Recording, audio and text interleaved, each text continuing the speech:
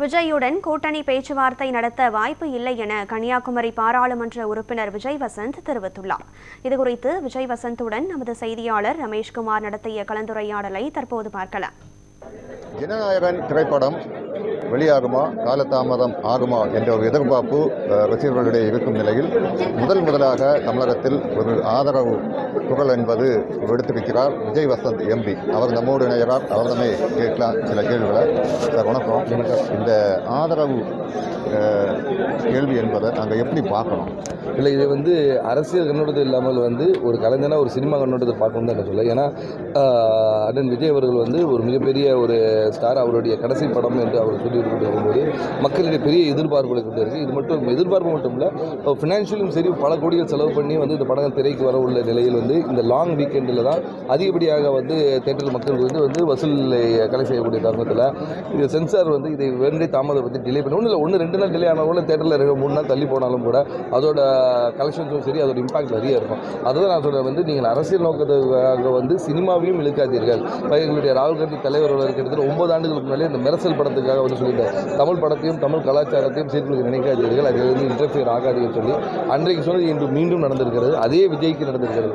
அவரால் இது அரசியல் இல்லை, இது ஒரு தமிழ் சினிமாவையும் தமிழ் கலாச்சாரத்தையும் நம்ம காக்கக்கூடியது. ராகுல் காந்தி அன்னைக்கும் சொன்னால் இன்னைக்கு நிறைவேறி இருக்கு.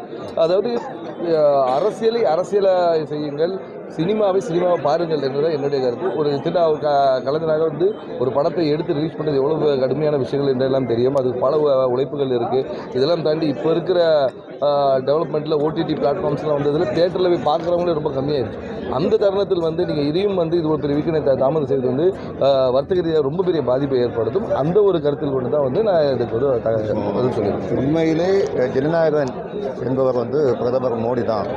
ஆனால் ஜனநாயகன் படத்தை பொறுத்த அளவில் அரசியலாக்கப்படுகிறது அப்படின்னு சொல்லிட்டு பாஜக முன்னாள் தலைவர் தமிழிசை சவுந்தரராஜன் ஒரு கருத்தை சொல்லியிருக்காங்க. எப்படி பார்க்கணும்? இல்லை, இப்போது அதே சொல்லப்போனால் இப்போ நம்ம ஆதரவாக சொல்லும்போது அவங்க ஆதரவாக சொல்ல வேண்டியது அவங்களுடைய கடுமையாக இருக்கும். அதே போல் தான் அவங்க பிரதமருக்கு ஆதரவாக சொல்லுறேன். நான் கலைத்துறைக்கும் சரி சினிமாவுக்கு ஆதரவாக என்னுடைய பதிவை நான் சொல்லியிருக்கேன். ஜனநாயக படம் இல்லை, இப்போ பராசக்தி படத்துக்கும் சரி 2 பெரிய படங்கள் வரும் தருணத்திலிருந்து 2 படங்களுக்கும் இதே சூழ்நிலையில் இருக்கிறது ஒரு மிகப்பெரிய கேள்விக்குறியாக இருக்குது. இது அரசியல் கண்ணோட்டம் மட்டும் இல்லை, இது ஒரு சினிமா துறைக்கு ஒரு பெரிய ஒரு கேள்விக்குறியாக இருக்கிறது. ஏன் இந்த தாமதம் சரி எதுக்கு ஏன்னா நிறைய டைமில் ரொம்ப லேட்டாக லேட் நைட்டில் சென்சார்ஸ்லாம் நிறைய இருந்திருக்கு. அதனால் இதை உடனடியே செய்கிறார்களா என்றது என்னுடைய அரசியலுக்கு வந்த பிறகு விஜய்க்கு ஒரு அழுத்தம் கொடுக்கப்படுகிறதுன்னு சொல்லிட்டு நீங்கள் சொல்கிறீங்க. இந்த அழுத்தம் எதன் வெளிப்பாடாக இருக்குன்னு சொல்லிட்டு நம்ம பார்க்கலாம். இது அழுத்தம் கொடுக்கப்படுறது என்னன்னா ஜஸ்ட் அவருடைய அந்த படத்தோடைய இம்பாக்டை சாப்பிடுது. ஏன்னா இன்னைக்கு இல்லாமல் 4 நாள் கழிச்சு அந்த படங்கள் வந்தாலும் சரி 2 நாள் கழிச்சு வந்தாலும் அந்த படங்கள் ஓட தான் போகுது.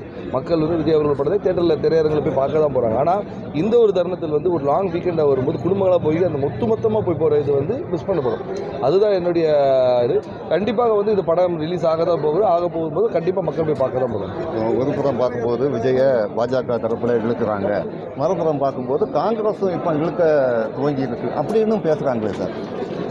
இப்போ அரசியல் களம் சூடுபிடித்து கொண்டதுனால எல்லாரும் பக்கம் இழுக்குன்னு தான் சொல்லுவாங்க. எங்களை பொறுத்தவரை நாங்கள் மிக தெளிவாக இருக்கிறோம். இந்த கூட்டணி மிக ஸ்ட்ராங்கான கூட்டணியாக இருந்துட்டு இருக்கிறது.